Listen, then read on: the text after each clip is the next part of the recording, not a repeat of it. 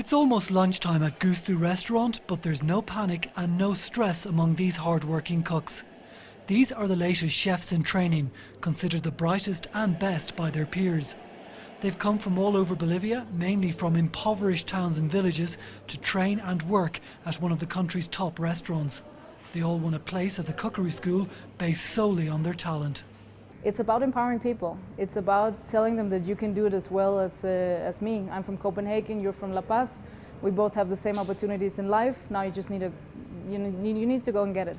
It's not that Klaus Meyer wanted to open a restaurant in La Paz and make some money. We were put here exactly to teach people, to do producer programs, to do small schools. Gusto is the Bolivian restaurant established by renowned Danish chef Klaus Meyers. His Copenhagen restaurant, Noma, is regularly voted one of the world's best places to eat.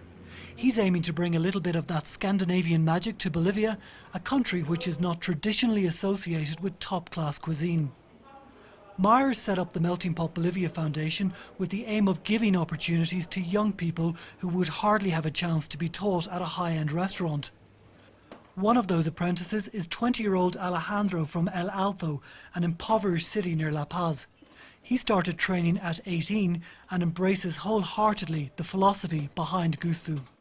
And once you want a place in the school, you have to keep on working to win more responsibilities, to keep on working here, because even you know the fact of being to stay here is a little bit hard. Talking about the schedule, the work is a little bit hard. You have to combine either the work and the studies, and it's a little bit it's hard. Everything in Gusto is authentically Bolivian, from the specially crafted furniture to the local drinks. You'll find no Coca-Cola or American whiskey here. I definitely think we're changing the way that Bolivian food is seen from the outside and in, but also the pride that's being created amongst the students and among people here that come and like, wow, thank you guys for being here. Finally, Bolivia is something else than weird politics and coca production, no? Gusto was recently ranked the 17th best restaurant in Latin America. Key to its success is the enthusiastic young chefs that populate the kitchens. Over the next 2 years, 3,000 young people will be trained in the city of El Alto. They're free to leave after their training to launch their own ventures or travel the world with their newly acquired skills. I want to see how other kitchens work, probably other gastronomies, cultures, etc. And after that, I want to come back to Bolivia and open my own restaurant in probably 5 years after seeing how other places work. Because one of my dreams is probably to make Bolivia growing, in general. For other young chefs working at Gusto, the experience is about the people you meet there rather than the food.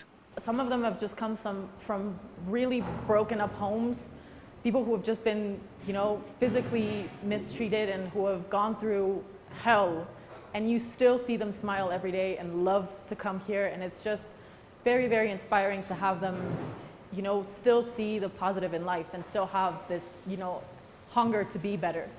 The plan is to eventually hand the restaurant over to the Bolivian staff with no help from the Europeans. But one thing that will remain unchanged is their passion for Bolivian food, and not just for its taste. Gusto is becoming a business model for creating jobs, for sustainability, for fair trade, and crucially to help restore a sense of cultural pride for Bolivian producers and the people.